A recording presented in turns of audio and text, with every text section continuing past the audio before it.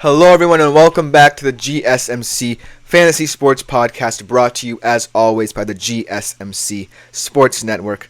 We are back with another segment of today's show, but before we get into that very special segment where you guys get kind of a 2-in-1 deal in the fantasy hockey realm and real-life hockey as well, I want to remind you yet again to please consider leaving a tip or donation at the link gsmc.cloud. It is greatly appreciated. A huge support to both me, my fellow podcasters, and the network as a whole, so anything you leave is greatly appreciated. Without further ado, let's jump right into this kind of 2-in-1 segment where I recap the events of Game 5 in the Stanley Cup Finals and preview tonight's Game 6 back in Edmonton. Now, obviously, the Edmonton Oilers were very confident coming into Game 5. They forced this Game 5 back in Florida.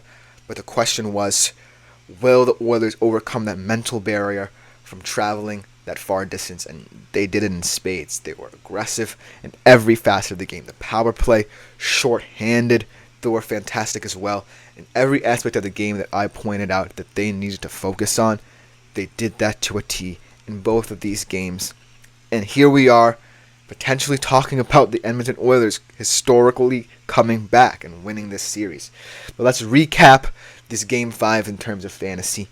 And the story was Connor McDavid, potentially the god of the hockey world right now. He is just an incredible player to watch. 2 goals, 2 assists, 14.5 fantasy points. He's slowly inching his way towards that record that the great one himself, Wayne Gretzky, set those many years ago for Edmonton as well, in terms of points scored in a single postseason. And McDavid, win or lose, he's probably the favorite right now to win the Conn Smythe Trophy because he has been the most valuable player for the Edmonton Oilers, not only in the Stanley Cup Finals, but in the entire postseason.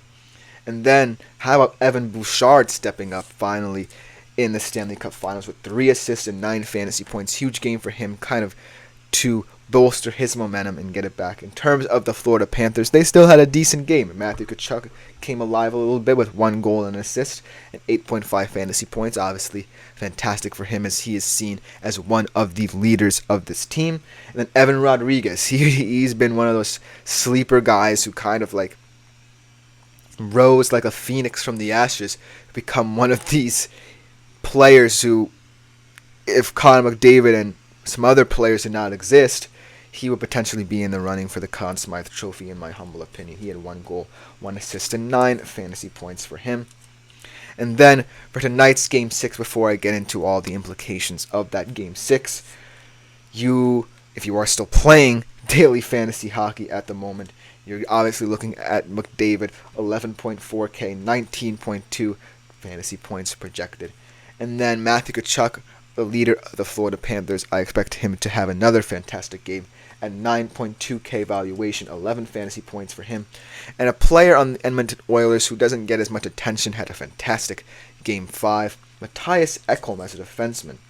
One of their top-line defensemen at 6.2K, and he's projected to have 6.5 fantasy points for you tonight. And also in terms of the Florida Panthers defensive scheme, another guy who should get it talked about a lot more but hasn't been due to him being a non-factor in this series, in Aaron Ekblad at 5.4K, only 5.1 valuation for a top-line defenseman, a guy who's considered one of the best defensemen in the entire NHL. So he definitely needs to step up. And to get into all these implications, the Panthers definitely need to step up.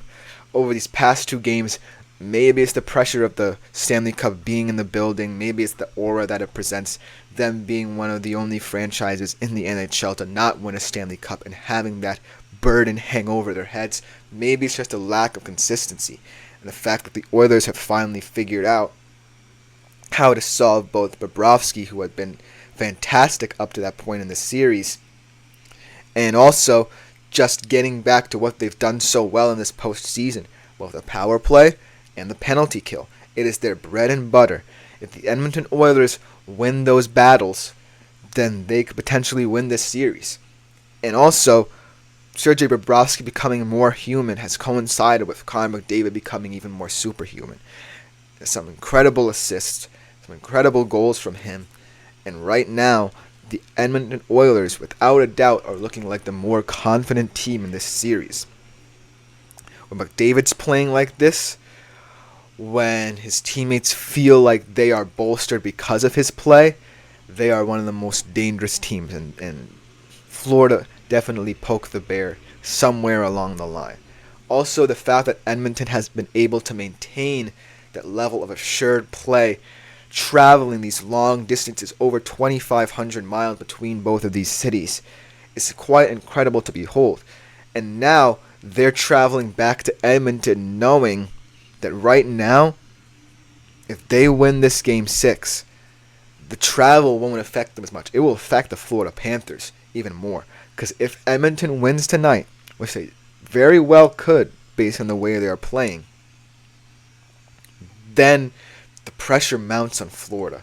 They don't want to fly 2,500 miles back home to fans who are getting a little nervous and potentially not necessarily being that satisfied with how they're performing. But if there's any silver lining in terms of how the Florida Panthers have played over the past game and a half, it's the fact that they have outshot the Oilers late in games.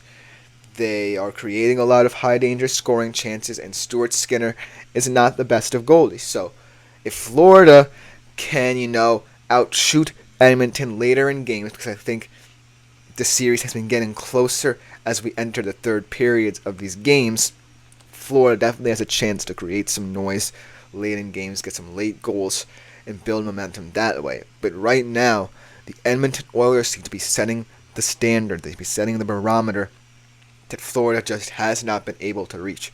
If Edmonton, especially if they get an early power play, or even if they go down a man and are on the penalty kill, and they did last game, they know that that is their bread and butter. They know that those are the most important facets of the game.